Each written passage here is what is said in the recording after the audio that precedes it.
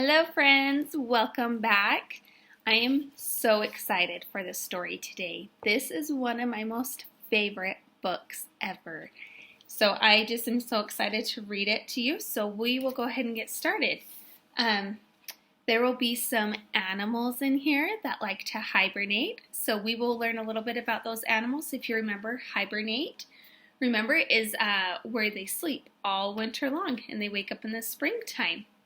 So this story is called The Mitten, and it is written by and illustrated by Jan Brett. So what I love about this story, I can't turn the page very easy, is there's lots of detail, and it might be hard to show all of it in the, let's see here if I can even, I might have to sit back a little bit. But you'll kind of see over here in the picture, there will be something going on. You'll have the main story. And here kind of shows what might happen on the next page over on this side. So it's a pretty fun book.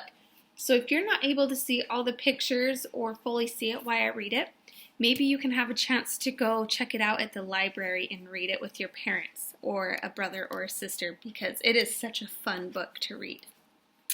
Okay. Once there was a boy named Nicky who wanted his new mittens made from wool as white as snow.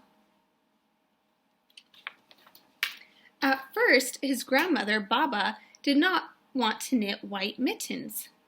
If you drop one in the snow, she warned, you'll never find it. But Nicky wanted snow white mittens, and finally Baba made them.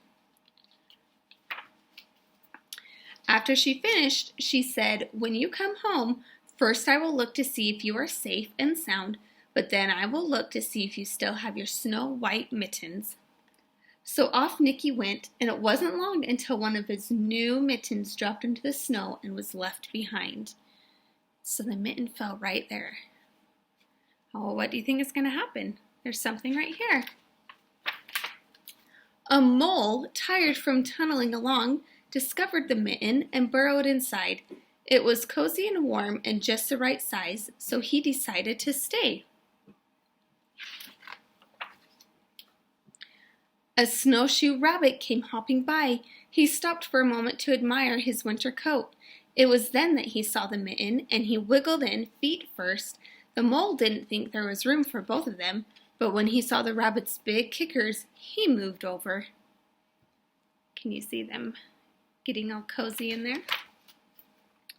Next, a hedgehog came snuffling along. Having spent the day looking under wet leaves for things to eat, he decided to move into the mitten and warm himself.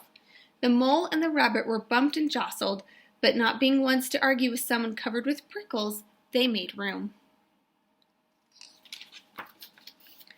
As soon as the hedgehog disappeared into the mitten, a big owl, attracted by the commotion, swooped down. When he decided to move in also, the mole, the rabbit, and the hedgehog grumbled, but when they saw the owl's glinty talons, they quickly let him in.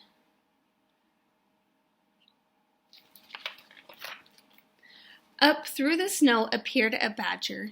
He eyed the mitten and began to climb in. The mole, the rabbit, the hedgehog, and the owl were not pleased. There was no room left, but when they saw his diggers, they gave him the thumb. And by the thumb, they mean in the mitten. There's a spot for your thumb. This is an outline of a mitten, so they let him come in the thumb part of the mitten.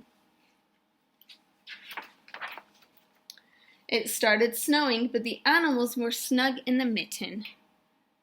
A waft of warm steam rose in the air, and a fox trotting by stopped to investigate. Just the sight of the cozy mitten made him feel drowsy.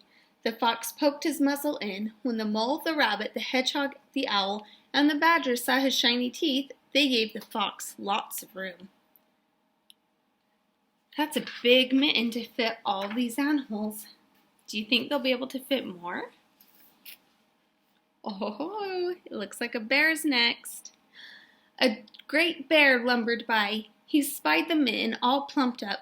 Not being one to be left out in the cold, he began to nose his way in. The animals were packed in as tightly as could be, but what animal would argue with a bear? The mitten swelled and stretched. It pulled and bulged too many times its size, but Baba's good knitting held fast. So if you'll notice, it looks like he's still looking for his mitten. Along came a meadow mouse, no bigger than an acorn. She wriggled into the one space left and made herself comfortable on top of the great bear's nose. The bear, tickled by the mouse's whiskers, gave an enormous sneeze.